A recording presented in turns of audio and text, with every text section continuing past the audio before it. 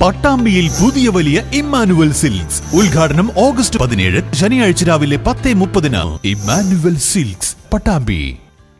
Naduvattom government Janatha higher secondary സ്കൂളിലെ 2024-25 വർഷത്തെ school കലോത്സവത്തിന് തുടക്കമായി. PTA പ്രസിഡന്റ് VTA കരീം ഉദ്ഘാടനം നിർവഹിച്ചു. ആരവം എന്ന പേരിലാണ് Naduvattam government Janatha higher secondary സ്കൂളിലെ 2024-25 വർഷത്തെ സ്കൂൾ കലോത്സവം നടത്തുന്നത്.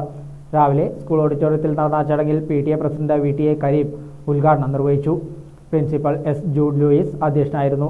പ്രമുഖ വയലിൻ വാദകനും സംഗീതജ്ഞനും അധ്യാപകനുമായ കോടമ്പള്ളി ഗോപകുമാറിന്റെ വയലിൻ വാദനം പരിപാടികൾക്ക് മാറ്റുകൂട്ടി.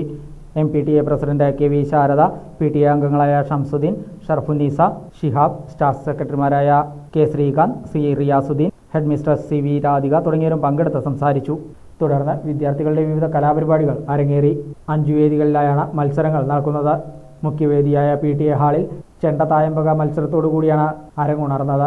അതിനുശേഷം ഭരതനാട്യം, കുച്ചിപ്പുടി, സംഘനൃത്തം എന്നിവയും അരങ്ങേറി. 2 ദിവസങ്ങളിലായി നടക്കുന്ന കലോത്സവം നാളെ സമാപിക്കും.